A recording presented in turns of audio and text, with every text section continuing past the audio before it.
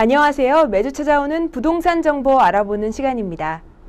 이사철인 가을이 코앞으로 다가왔습니다. 하늘을 찌르는 전세 가격에 이사를 준비하는 세입자들의 한숨이 점점 깊어지고 있는데요.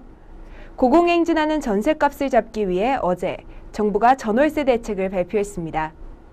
이번 8.28 전월세 시장 안정화 대책과 그 효과에 대해 글로 쓰고 발로 뛰는 글로벌 기자, 아주경제 권경률 기자와 함께 알아보도록 하겠습니다. 안녕하세요. 네, 안녕하세요.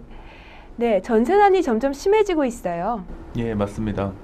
주택금융공사가 27일 발표한 조사 결과에 따르면 지난해 처음으로 평균 전세 보증금이 1억 원을 돌파했는데요. 평균 전세값은 1억 183만 원으로 전세 세입자 10명 중 4명이 보증금 1억 원 이상의 주택에서 사는 것으로 나타났습니다. 이렇게 수치적으로 확대되는 전세난에 정부도 새로운 전세 대책을 내놓아야 하는 상황에 처하게 된 것입니다. 네, 그럼 이번 대책은 어떤 내용인가요? 정부는 전세난이 근본적으로 꽉 막힌 매매에서 비롯됐다고 판단해 이번에는 집을 살까 말까 망설이는 이들에게 초점을 맞춘 대책을 발표했습니다. 전세 수요를 매매로 돌리고 임대주택 공급을 확대하는 한편 월세 세입자 지원을 확대하는 것이 이번 대책의 핵심입니다. 기존에 나왔던 전월세 대책이 주택 공급 확대 정책 일변도였다면 이번 대책은 금융, 공급, 세제 등 대책을 고루 담은 것이 특징이라고 볼 수 있습니다. 네, 구체적으로 어떤 지원을 해줄 예정인가요?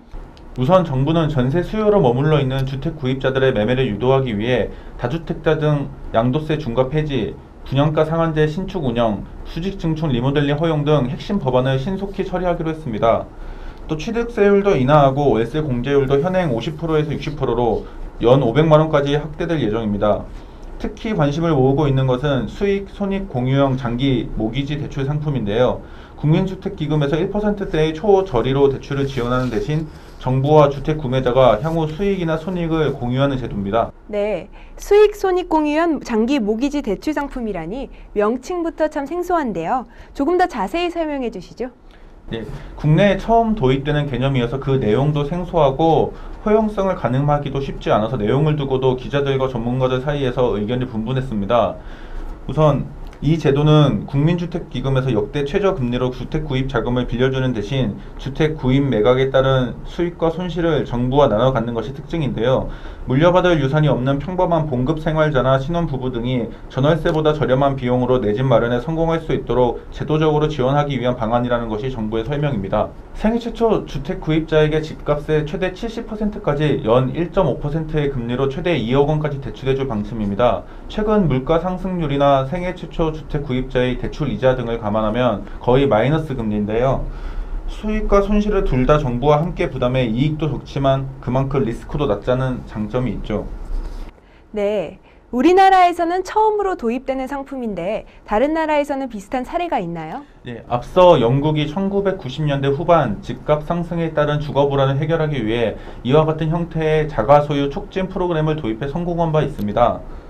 이런 모기지 상품의 장점은 집값의 30에서 60%만 있으면 주택 구입이 가능해 전세값 또는 그 이하의 수준으로 내 집 마련이 가능하다는 장점이 있습니다. 네, 그럼 전문가들의 의견은 어떤가요? 예, 부동산 전문가들은 일단 전반적으로 환영하는 분위기입니다. 거래 절벽에 이른 주택 거래를 촉진해 전세난을 해소하는 데 어느 정도 효과가 있을 것이라는 반응인데요.